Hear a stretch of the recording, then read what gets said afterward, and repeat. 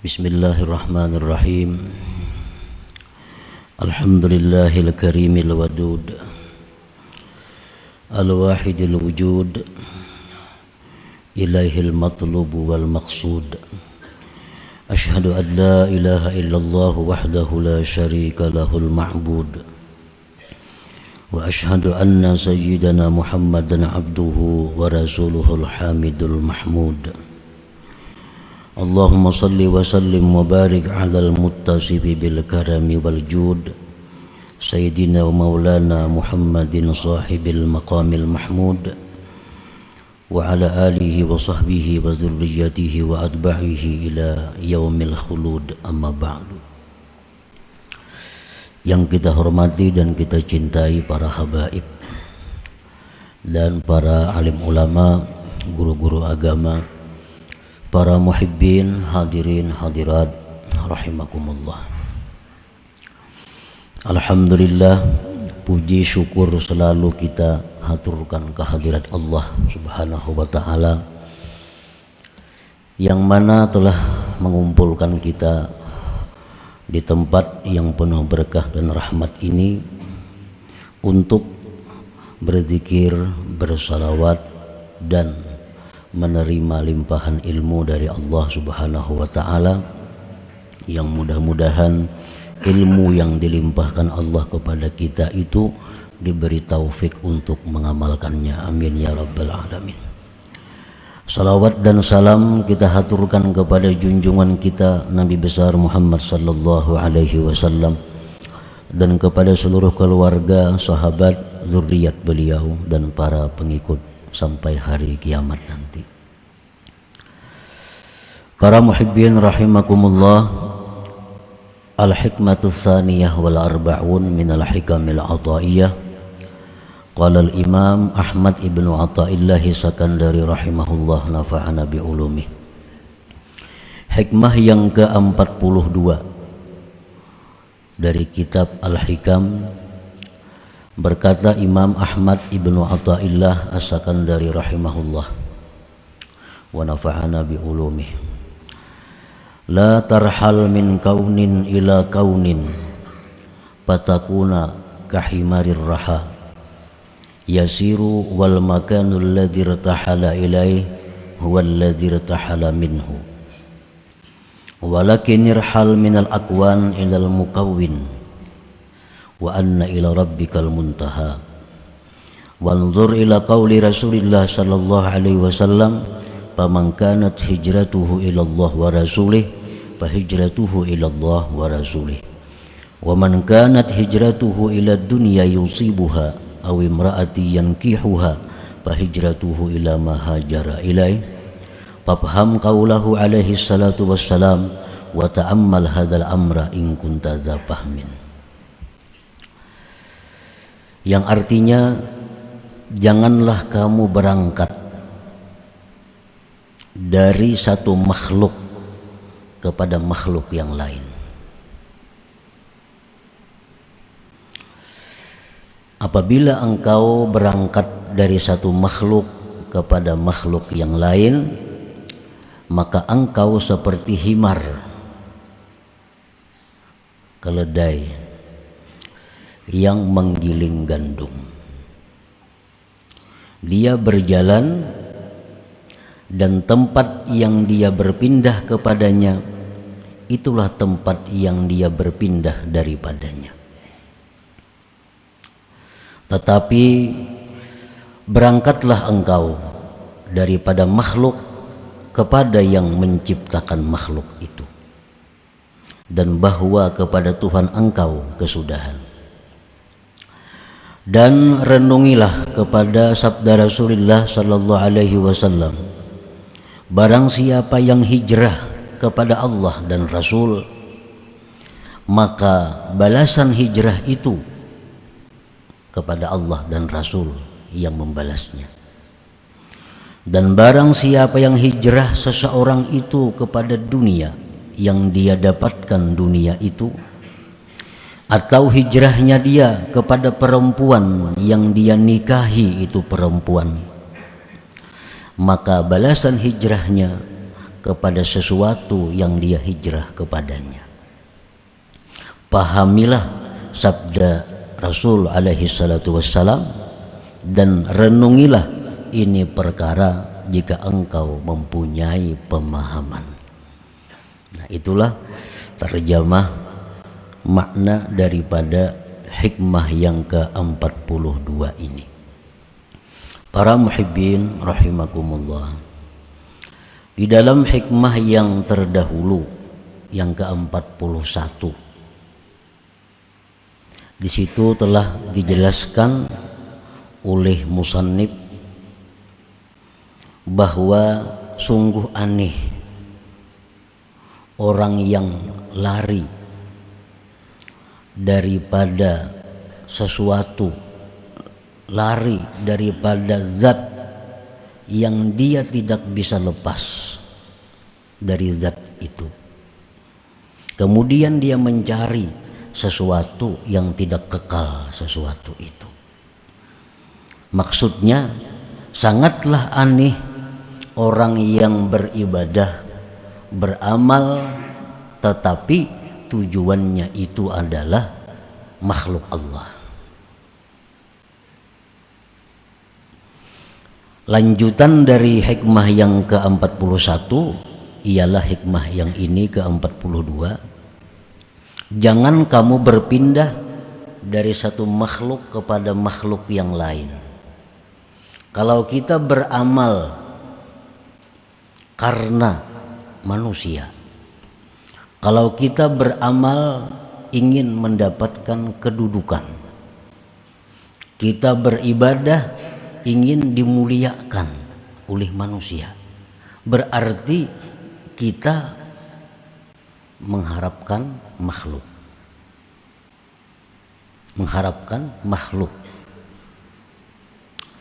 Nah, selanjutnya kalau kita beribadah kepada Allah mengharapkan surga, kita beribadah kepada Allah mengharapkan kelapangan di akhirat, kita beribadah mengharapkan dapat gedung, fasilitas-fasilitas yang luar biasa di surga. Padahal surga itu pun makhluk Allah juga. Nah, jadi jangan kita berpindah dari satu makhluk kepada makhluk yang lain. Kalau kita beribadah untuk mencari kedudukan itu makhluk. Kalau kita beribadah karena mengharapkan surga pun makhluk. Nah, jadi janganlah berpindah dari satu makhluk kepada makhluk yang lain. Itu maksudnya. La tatruk hazzan min huzuzi nafsik talaban li hazzin akhar. Jangan kamu tinggalkan bagian dari bagian diri engkau untuk mencari bagian yang lain. Nah, artinya jangan kita sudah merasa puas bahwa kita sudah kawa beribadah itu bukan karena manusia. Sekarang kita beribadah sudah mengharapkan surga. Jangan merasa puas demikian. Karena itu masih belum pas. Karena sama-sama makhluk. Manusia ya makhluk juga, surga ya makhluk juga. Nah, la tarhal min kaun ila kaun. Janganlah berpindah dari makhluk kepada makhluk.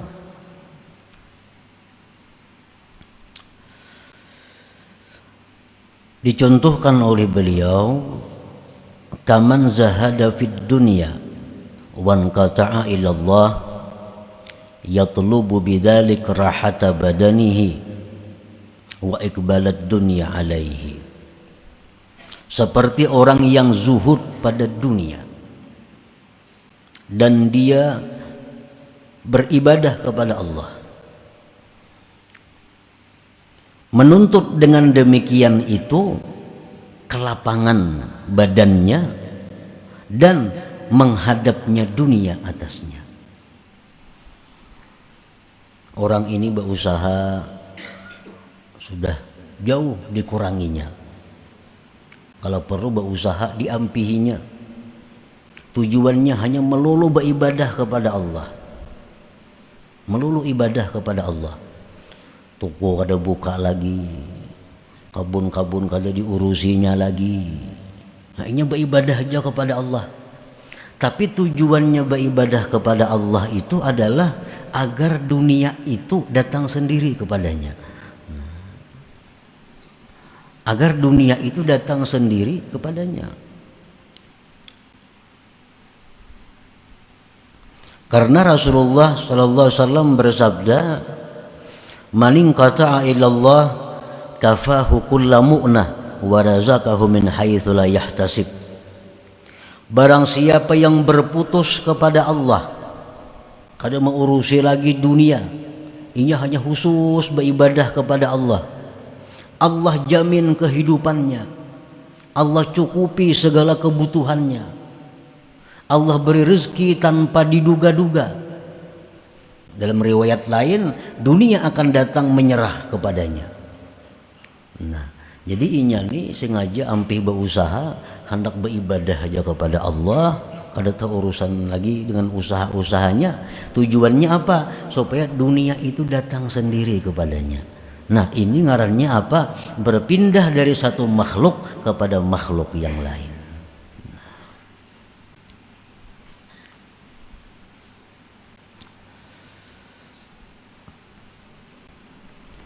Wa kaman amila bi ta'atillahi ta'ala wa talaba bihal karamat awil hura wal qusura fil jannah.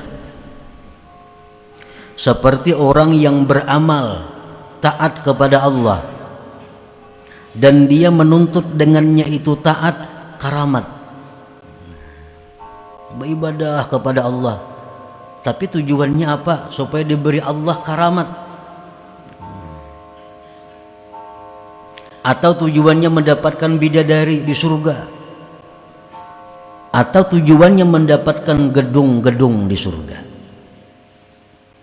Nah, bila beribadah kita seperti demikian tujuannya, maka ibadah kita tujuannya adalah kepada makhluk. Tujuan ibadah kita kepada makhluk. Walakin i'mal bi ta'atillah adaan li haqqillahi ta'ala wa talaban li ridha. Tetapi hendaklah engkau beramal itu dengan taat kepada Allah tadi, menunaikan hak Allah subhanahu wa ta'ala dan menuntut keridhaannya. Nah, itu mestinya yang kita harapkan dari ibadah kita. Kita sembahyang, kita puasa, kita bersedekah, kita menuntut ilmu, kita berzikir, itu menunaikan hak Allah dan mencari keridhaan Allah. Nah, itu nang dituntut, itu nang bujur. Wa illa, jika tidak demikian, kita beribadah kepada Allah agar kita selamat dari neraka, kita beribadah kepada Allah agar mati masuk surga, fa antakal himar, engkau seperti himar. Himar nang menggiling gandum itunya selalu berjalan, tapi jalan di tempat. Nah, orang yang beribadah tujuannya untuk mencapai kesenangan diri sendiri, sama dengan himar tadi.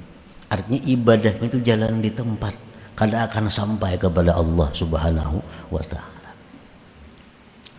Para muhibbin rahimakumullah, apabila kita beribadah untuk dunia, Allah akan memberikan dunia itu. Allah berikan dunia. Wa ma lahum min khalaq, tapi di akhirat orang ini tidak ada lagi bagian. Makanya kita melihat ada orang-orang yang mengamalkan ini untuk kekayaan, akhirnya dia kaya. Orang yang melampahkan ini untuk jagau, akhirnya jadi orang jagau. Orang melampahkan ini supaya orang ketujuh lawan inya, akhirnya orang ketujuh lawan inya. Nah, apa yang kita niatkan dengan amal itu Allah beri. Orang yang beribadah kepada Allah untuk selamat neraka, orang yang beribadah kepada Allah agar dia masuk surga, Allah berikan. ia mati selamat dari neraka dan masuk surga. Orang yang beribadah kepada Allah dengan tujuan mencapai keridaan Allah, Allah berikan pula keridaan Allah ini.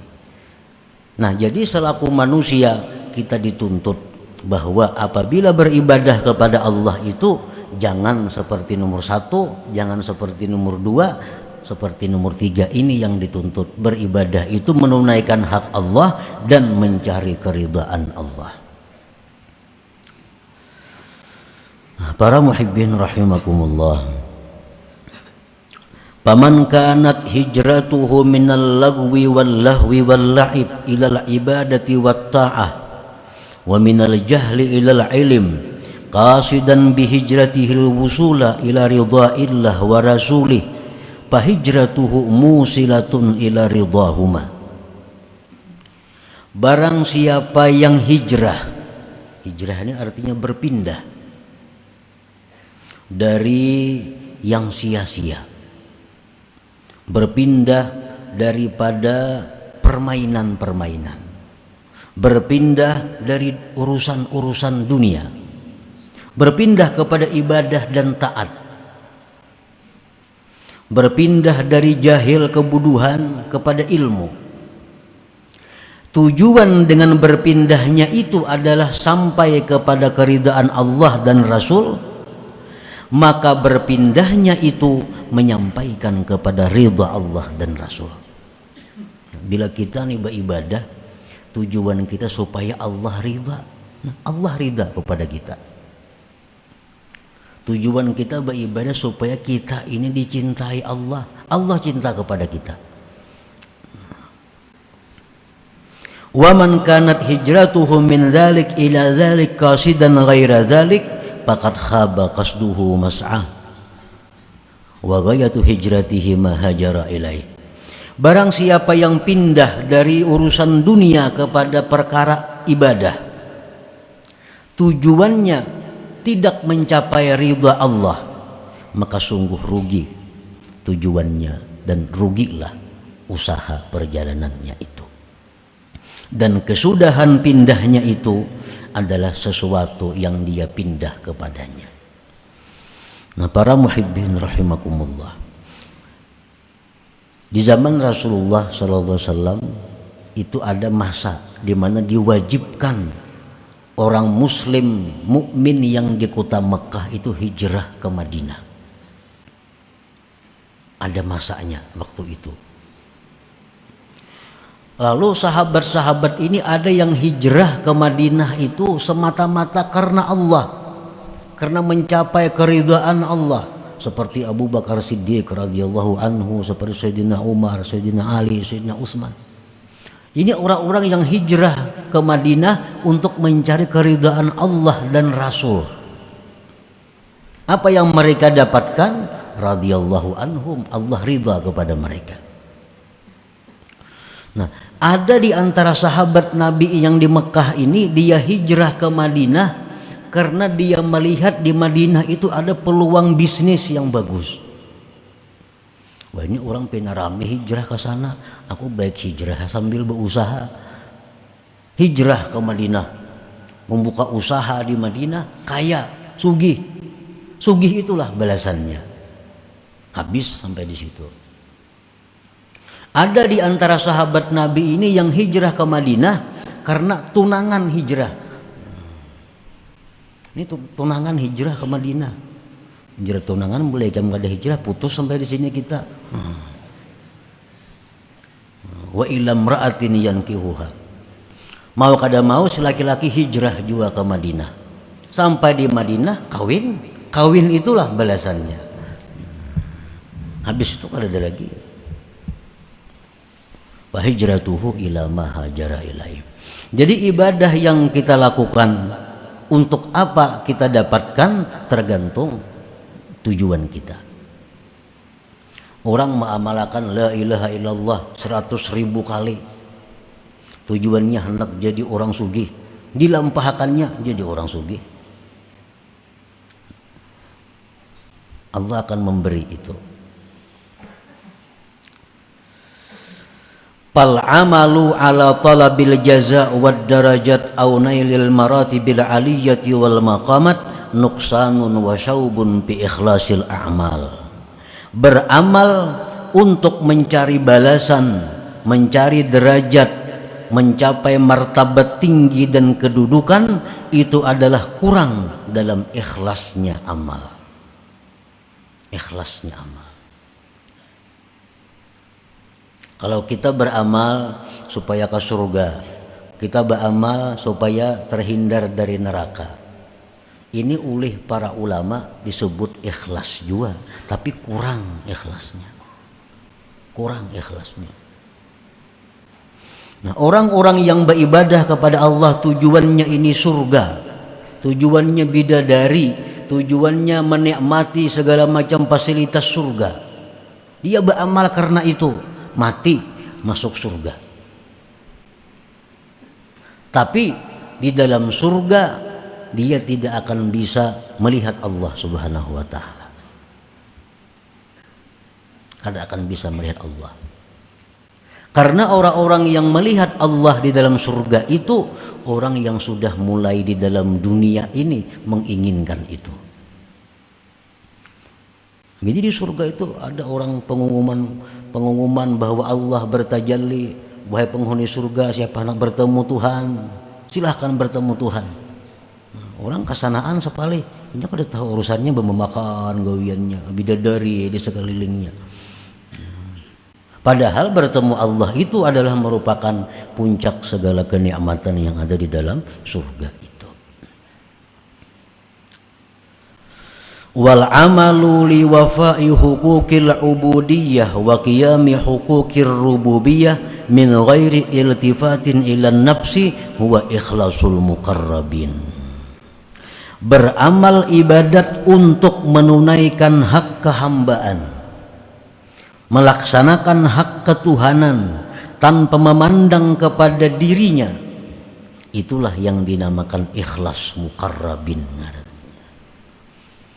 Nah, para muhibbin rahimakumullah, padahal andai kata kita beribadah kepada Allah, sembahyang contohnya, tujuan kita dengan sembahyang itu adalah keridhaan Allah. Itu aja sebutin. Allah ridha kepada kita. Allah ridha kepada kita. Nah, bila Allah itu ridha kepada kita, segala kebaikan-kebaikan dicurahkan kepada kita. Segala kebaikan dicurahkan kepada kita. Kalau kita mengambil yang ridha ini. Nah, jadi alangkah ruginya kalau kita beribadah karena makhluk, beribadah karena mengharap surga. Karena bila dua itu kita akan dapat keridhaan Allah. Bila kita beribadah ini karena ridha Allah, kedua-duanya kita dapatkan. Dunia otomatis dapat, surga otomatis dapat.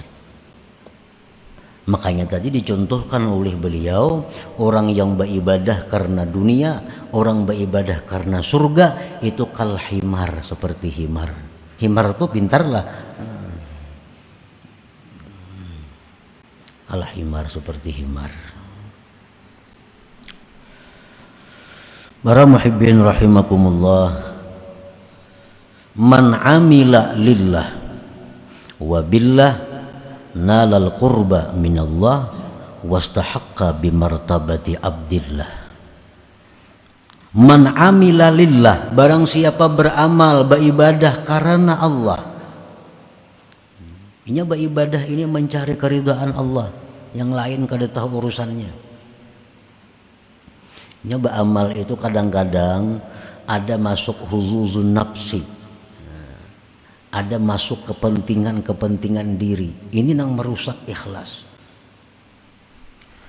Bagaimana caranya kita mengetahui amal ini ada masuk kepentingan diri?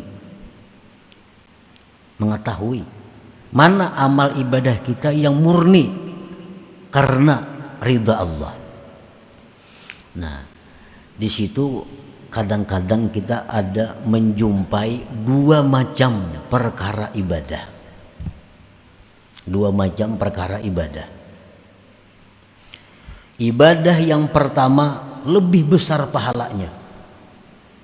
Ibadah yang kedua lebih kecil pahalanya. Bila kita memilih ibadah yang kecil pahalanya, berarti di situ ada kepentingan diri, ikhlasnya kada murni. Bila kita mengutamakan ibadah yang besar pahalanya, kita tinggalkan ibadah yang kecil pahalanya, berarti kita mementingkan keridhaan Allah ngarannya. Kita ambil contoh umpamanya, ini ada orang maulah masjid, memerlukan dana, dananya misal 10 juta, ini kita sumbang berpahala ini perbaikan masjid memerlukan dana 10 juta. Di saat yang bersamaan ada keluarga kita yang sedang sakit, membutuhkan dana untuk berobat 10 juta juga. Pahalanya tentu lebih besar menolong manusia ini. Pahalanya lebih besar kita mengobati nanggaring ini, duit 10 juta itu. Kalah kita pahalanya untuk merihab, memperbaiki masjid tadi. Nah, apabila kita ini cenderung, kita ini ingin menggunakan duit ini untuk masjid itu, kita biarkan nang sakit ini sakit, berarti ibadah kita itu kadang mencari keridhaan Allah. Ada kepentingan nafsu di situ masuk. Karena kita menyumbangkan masjid ini diumumkan orang, si anu menyumbang 10 juta. Yang menyumbang nanggaring siapa mau makan adalah di masjid mau makan, gak ada. Nah, di situ kita diuji. Setiap dua ibadah yang bertentangan, satu pahala lebih besar, bila kita melaksanakan pahala yang lebih kecil, di situ karena Allah, karena ada kepentingan nafsu. Nah, para muhibbin rahimakumullah, man amila lillah, barang siapa beramal karena Allah, wabillah, dan dengan Allah, inya ini beramal mencari keridhaan Allah, dan inya pun sadar kawa beramal itu karena ditolong oleh Allah, wabillah ngarannya. Jadi beramal ini karena Allah, amun merasa seseorang nang beramal kada jadi napa-napa amalnya, itu ujub ngarannya. Ujub tuh ihbatul amal, menggugurkan amal. Nah, barang siapa beramal karena Allah dan dia merasa beramal itu dengan pertolongan Allah, dia akan mencapai kedekatan daripada Allah. Nah, akan mendekatkan kepada Allah. Bila sudah kita dekat kepada Allah, wastahaqqa bi martabati abdillah, kita berhak duduk di martabat abdillah, hamba Allah ngarannya. Nah, para muhibbin rahimakumullah, jadi kita ini kada semuaan hamba Allah. Ada nang hambanya surga, ada nang hambanya karamat, ada nang hambanya kemuliaan, ada nang hambanya dunia. Nah, kemana kita beribadah tujuan kita, itulah tuan kita, itulah tuan kita. Kalau kita beribadah ini karena Allah, berarti Allah tuan kita dan kita ini budaknya, hamba Allah. Nah, kedudukan Abdullah, kedudukan hamba Allah itu merupakan kedudukan yang paling tinggi di antara segala kedudukan. Para muhibbin rahimakumullah. Jadi kesimpulannya bahwa setiap kali kita melakukan ibadah, maka tujuan kita dengan ibadah itu hanya satu, ialah keridhaan Allah. Bila demikian, seluruh yang kita butuhkan, seluruh apa yang kita perlukan akan dicukupi oleh Allah Subhanahu wa taala. Kita hendak bersedekah, sudah tujuannya mencari keridhaan Allah. Hendak sembahyang, mencari keridhaan Allah. Hendak membaca Quran, cari keridhaan Allah. Segala ibadah yang kita lakukan li talabi mardatillah, untuk menuntut keridhaan Allah Subhanahu wa taala. Bila demikian otomatis sudah ke surga matinya. Otomatis sudah dunianya akan bahagia. Orang yang diridai Allah. Nah, selanjutnya hikmah yang ke-43, إلى حضرة النبي صلى الله عليه وسلم. الفاتحة. أعوذ بالله من الشيطان الرجيم. بسم الله الرحمن الرحيم. إياك نعبد وإياك نستعين. استقيم. صراط الذين غير المغضوب عليهم ولا الضالين. آمين. يا الله بها يا الله بها يا الله بحسن الخاتمة يا الله بها يا الله بها يا الله بحسن الخاتمة يا الله بها يا الله بها يا الله بحسن الخاتمة يا أيها الرجل منه شفاعة صلوا عليه وسلموا تسليما. اللهم صل وسلم وبارك عليه.